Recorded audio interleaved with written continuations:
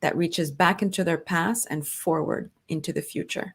We are excited to have you here with us today. This conversation is timely. I am looking forward to all of you meeting my co host today. We value your feedback and opinions. Please drop them in the chat. We intend to respond to as many comments and questions from our audience as possible. This takes a great deal of effort on our part to pull off. So I'm eternally grateful to all of our loyal guests. Every week, we create new content and look forward to you subscribing to our YouTube channel to keep up with us. My name is Rochelle Carrier, and I'm a personal DEI consultant and EQ coach. Today, I have my special guest here with us. I am looking forward to you meeting her. Join us for our conversation about women leaders of color.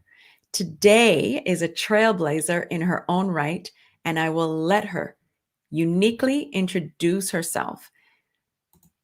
Thank you so much, Sandra, for coming today.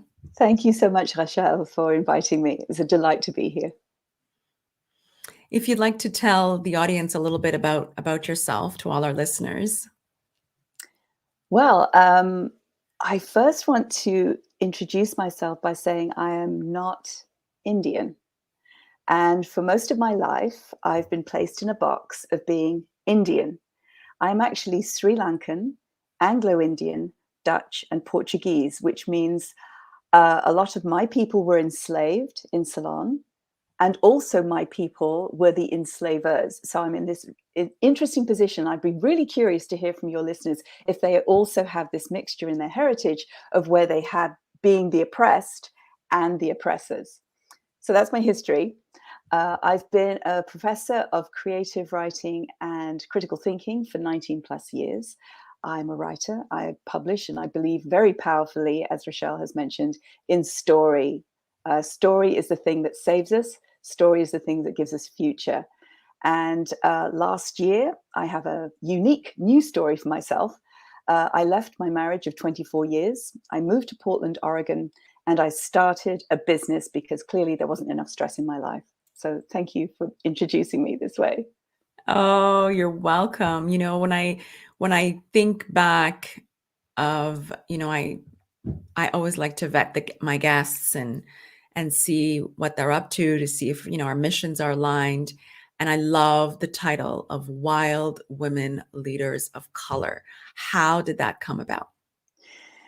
I love the idea that women are wild in that they are so creative. And when they come into their power, which is what story does, they are unstoppable. So many times women are told to be quiet, to stand aside, to let the men speak, to stop being shrill, stop being hysterical. That's another favorite one, right? You're being too emotional. And when women finally realize they can stop listening to those voices, those stories that aren't theirs, then women just go bananas. They take on responsibility and they take on organization and they lead other women into their own power. So that's where the wild women came from. Leaders of color is because now more than ever, we need women leaders of color. We need women to bring up the next generations. We need them to show us the way. We are the professionals who have clawed our way, many of us, into these positions. We know what it's like to face racism and gender bias and sexism in the workplace. Sexual harassment in the workplace. And we are the ones that are going to lead the way for these young women coming into the workplace. So we need all those women leaders of color, as many as there are. Absolutely. And why do you think now? Why do you believe that it's timely, as we mentioned at the beginning when we did the introduction? There are a number of issues that bring this together. One, we have the Great Resignation post-COVID, when women were basically dumped with childcare, right? Because all the daycare centers were closed. Not just daycare for their children who they're nurturing and bringing up, but women are responsible most of the time for elder care or for chronic disease sufferers. Women are by default the carers in the family. So here we have women juggling all those things, trying to juggle their careers, finding that they're having setbacks because they're almost part-time because of COVID. Women have had enough. Women are mad. They want to do something about it. So there's the great resignation moving into, I think the last statistic into entrepreneurship are women of color. And it's that glass ceiling, which can be virtually opaque for a lot of us, is getting lower and lower. And women have realized, because they can work remotely, that they don't have to put up with the nonsense that they're faced with at work.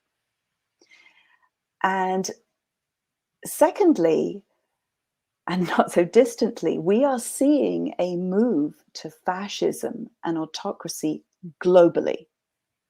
If we look at elections in France, in Sweden, in Italy, the move in India towards a Hindu-only nation, the fact that our own political environment in America is becoming more and more chaotic and more obvious that it's leaning in a very specific direction. We've seen the overturn of Roe versus Wade. We know that there's more coming. We've got a very biased Supreme Court now. Women are not only in a position where they are facing the traditional, the biases that have followed us for as long as we've been working, but it's now becoming exacerbated. And now more than ever, we need to be subversive. We need to find ways of finding help for young women entering the workplace so that they can be realized and they can be successful. That's really interesting. I think, women of color also are BIPOC women are tenacious and have such an inner strength to be able to surmount all the obstacles that we go through. I know behind the scenes we're talking about, health Mm-hmm. and wellness. And, do you think that, how do you think we can make more changes aside from creating these psychologically safe spaces where we can have these courageous conversations? What do you think more women or the new generation should be doing to be able to make more impactful solutions? Engagement. That's the beginning, middle, and end. Being engaged with the fact that, purely because the fact that we are women of color, we are political. And there's no getting away from it. And we have a responsibility to our communities for that. For young women, I believe very strongly in mentorship.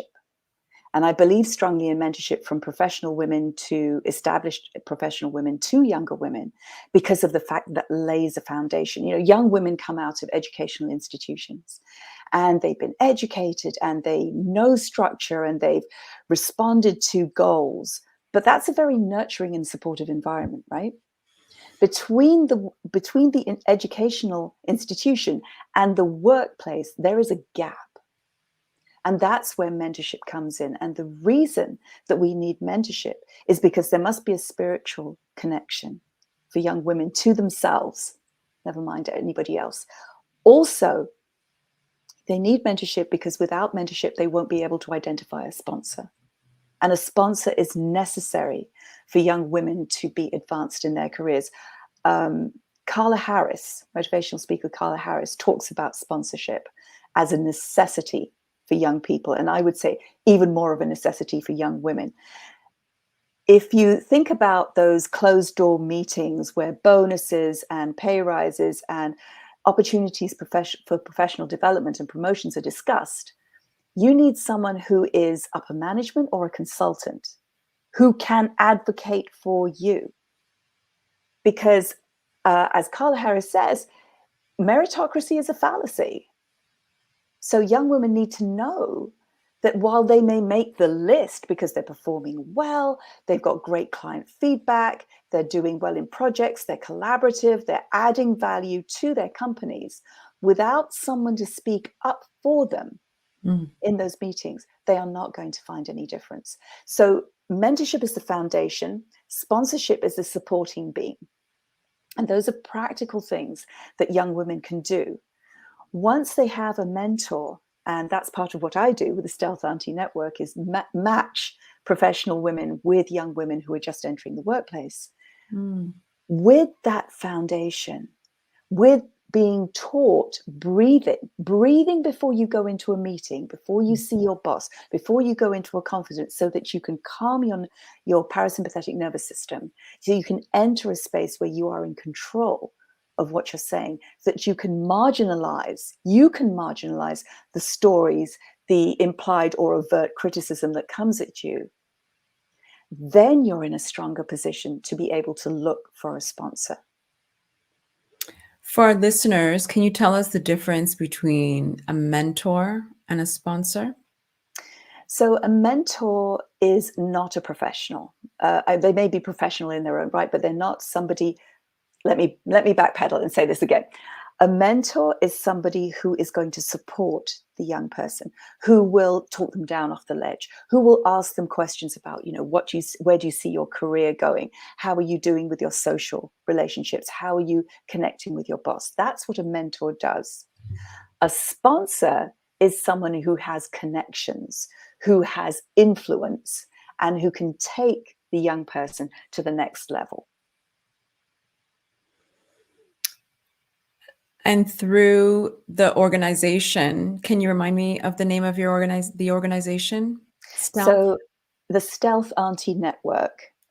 And the Stealth Auntie Network is an optional introductory service. So you train with us, you learn breathing techniques and stretching techniques. You go through the importance of story as a way of centering and grounding yourself in your confidence. And then you move into mentorship, and you get a 2-month period where you meet your mentee, you develop a relationship, and then off you go. So in the mentorship, it's called Leadership Forward. You have access to all the videos, all the handouts, and to me as your coach for one-on-one sessions for 30 minutes at a time, where we discuss an aspect of mentorship that you want to bring up. That's how you develop your relationship. And I'm finding that women not only want to mentor once, but they want to keep mentoring, because it changes their perspective of themselves. Of course, you get a broader perception of who you are and what Mm-hmm. value you can offer that mentee. Exactly. And then how are women to go about, finding a sponsor? I think that might be challenging, It is especially as BIPOC women. exactly, and it's extremely challenging. So if you have your young person going into the workplace, first of all, they're just so excited that they got the job.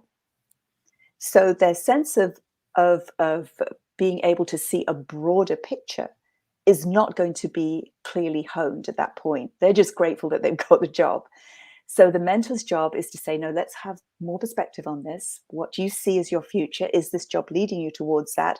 And let's start looking for someone you think is influential in your organization.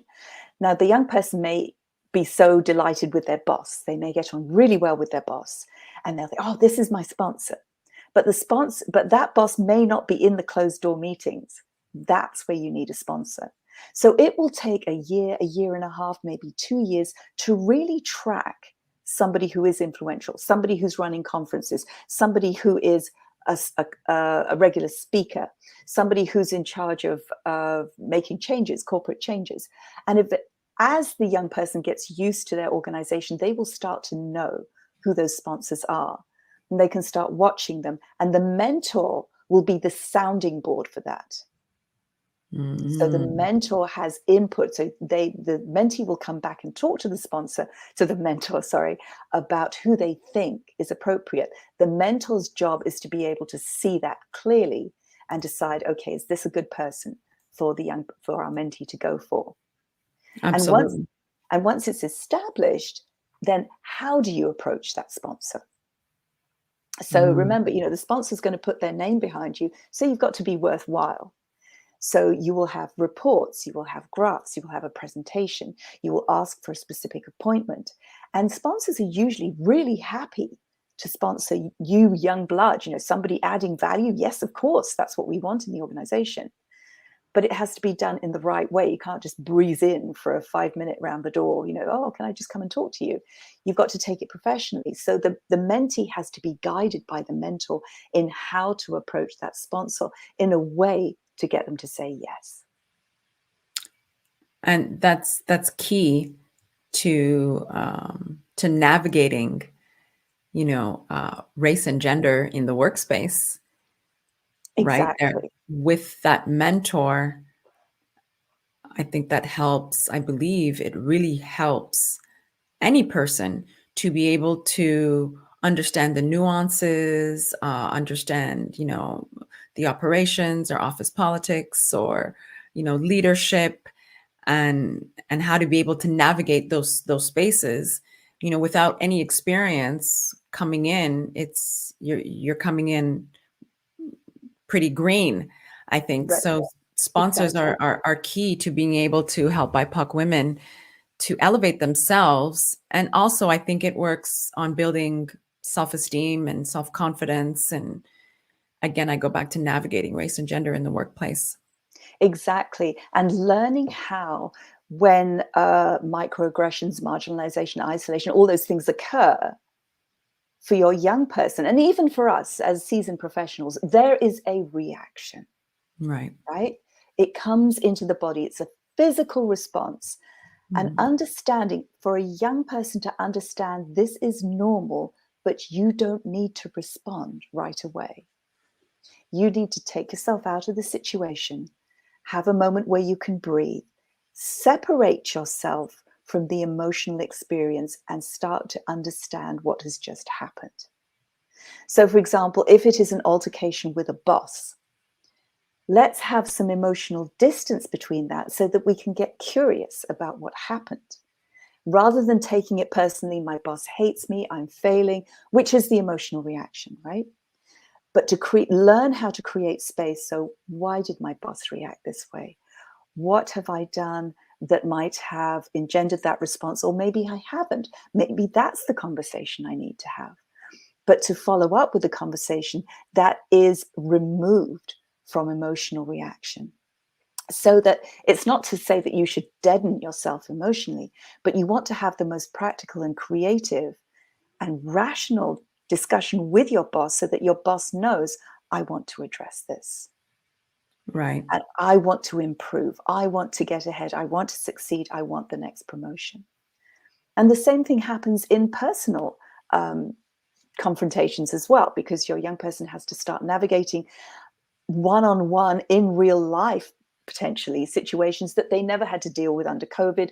We're so attached to our devices that for many of us, it can be a little bit daunting to actually conduct an in real life conversation. How does that work? Where should there be space? Where should a young person follow up with a potential friend, a colleague, a work friend? What does a colleague friendship look like? And how is that different from my personal friends? So all of that, the mentor can help with. And if a mentee comes in and she's facing racist, overt or covert behavior, again, that ability to distance the self emotionally, to have a way of stepping back and saying, what's the bigger picture around here? Is it actually to do with me? Or is it to do with this other person's insecurity and the need to promote themselves? And Mm. once you realize that most of what comes at us is someone else's story, then it becomes possible to ground yourself in your confidence and your self-worth. I'm happy you mentioned, there are two things. I'm happy you mentioned personal stories, because I think that bridges gaps between relationships, because then the story becomes relatable. Right. And also, we touched upon emotional intelligence. How do you think that emotional intelligence is the bridge to get to DEI? When someone has that emotional intelligence, the wherewithal, the self-regulating the emotions, the Mhm. self-awareness, it allows for a deeper relationship, to be aware of what you're feeling at that moment, and then to understand that there might be triggers for ourselves or others. And like you said earlier, to not take it personally.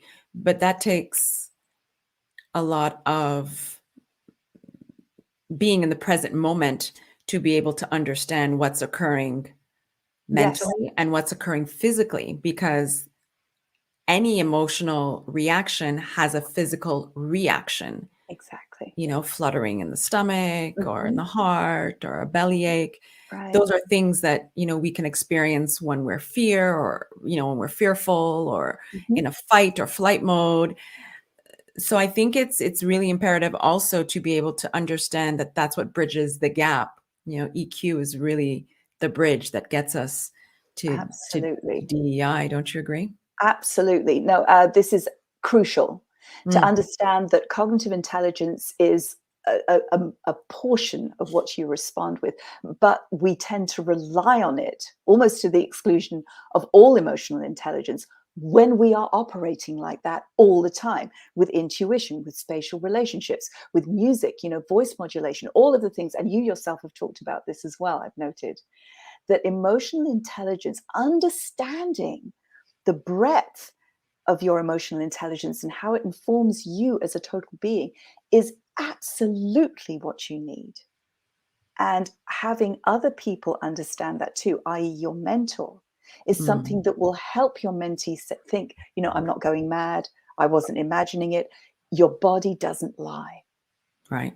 Always listen to your body. And when something comes at you, remove yourself from the situation so that Mm, you can breathe and that you can see what happens and that you can apply these emotional intelligences and understand what you're doing. And in addition to that, in addition to the ones we've mentioned, I would also add ancestral messaging. mm, So important.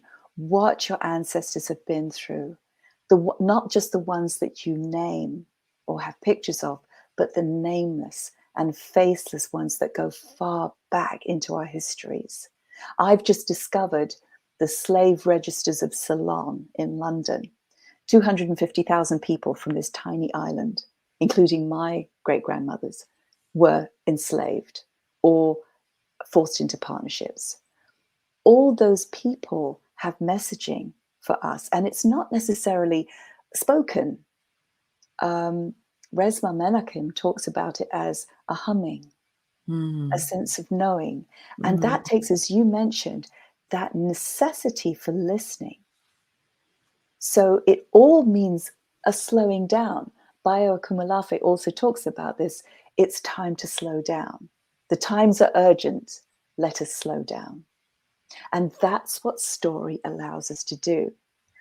By sinking into story, into those ancestral influences, those voices, that beautiful humming coming from so far back, and all of the intuitive and relational and musical influences, you have to slow down to take that into account. mm, And when you start releasing it in whatever way you release it, it could be spoken word, it could be hand painting, it could be, I'm just thinking about the women in my workshop where they're doing altered books or collage or painting or finger puppets, whatever it is you use, your connection with your story is not just, oh, I didn't know this about myself, which is wonderful enough, but it creates this gorgeous entirety that you didn't have access to before. mm, You introduce a woman, any woman, to the glory of herself in all of those forms.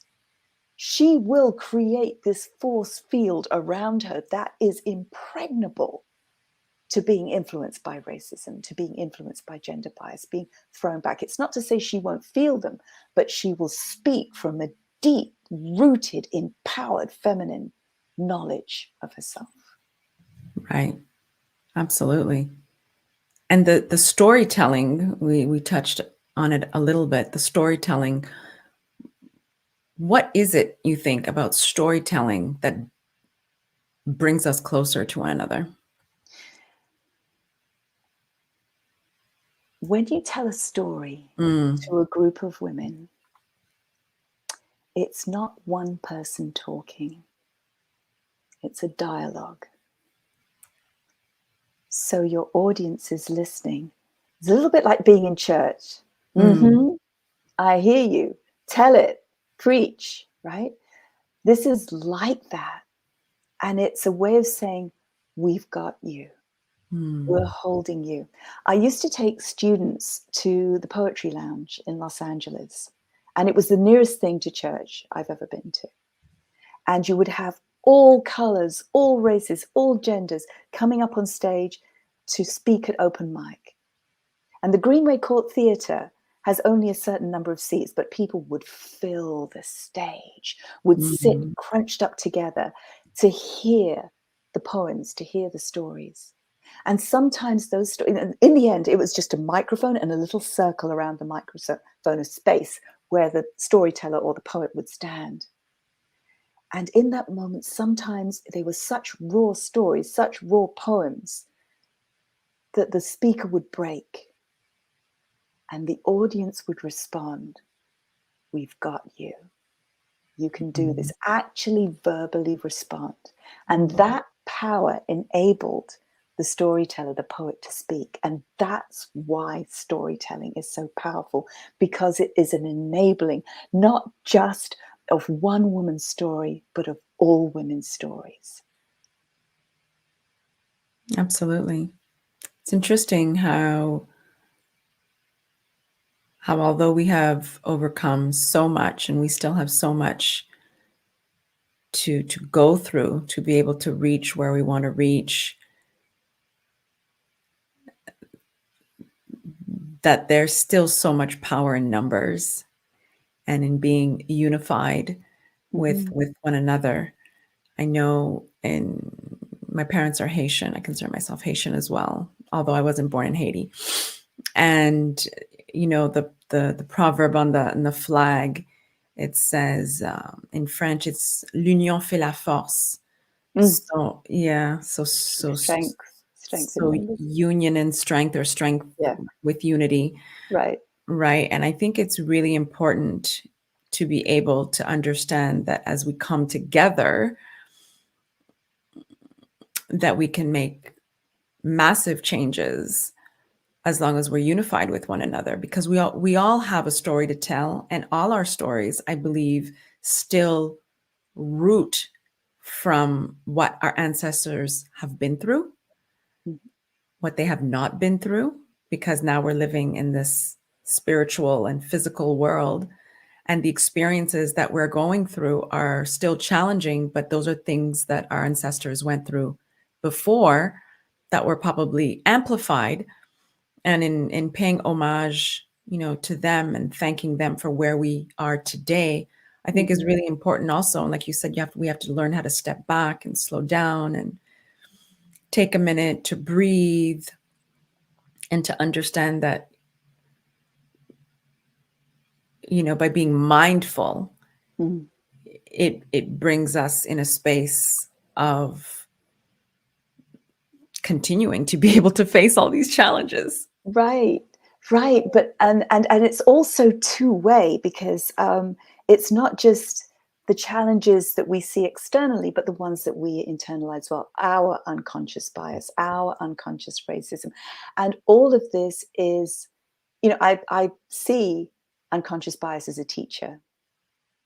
And I see it because it will prompt me to recognize what I'm being biased against. And understanding that my racism is a way for me to understand where I need to go, and that it's not a judgment, it's a reaction, but to understand that there is something that can be built, something that can be created, rather than seeing everything as a way to be torn down. You know, racism is such an is a fallacy. It's Right. created in order to force difference and to force separation. I was in South Africa in 2015 in Johannesburg doing some research, and I was lucky enough to go to the top of the water towers in Soweto.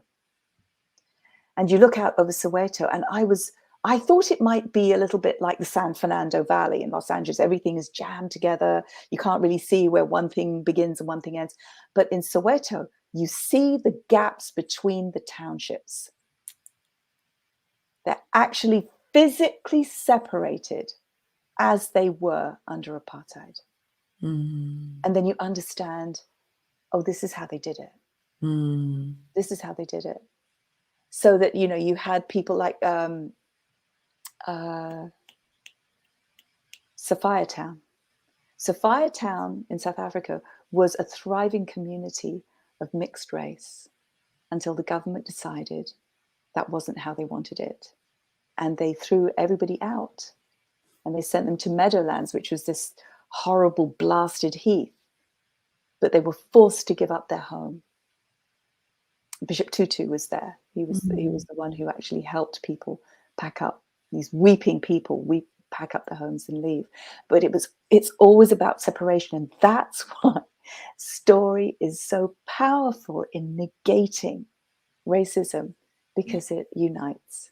It brings people together. It brings people together who wouldn't have spoken to each other, who wouldn't have recognized there was a correlation between them and the next person. Right. And what would you want our listeners to take away today? Your story is vital. Your story needs to be told. And you are a mentor, even if you don't know it right now. Mm.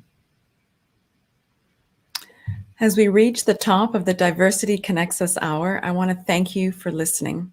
This podcast highlights lived experiences and inspirational stories of strength and tenacity. We share profound and courageous dialogues that influence DEI and emotional intelligence by breaking the barriers and labels of stereotypes and confronting biases. We offer best practices to achieve a more insignificant cultural mindset. Stay tuned as we continue to share our voices in the DEI space. To trend with us, hashtag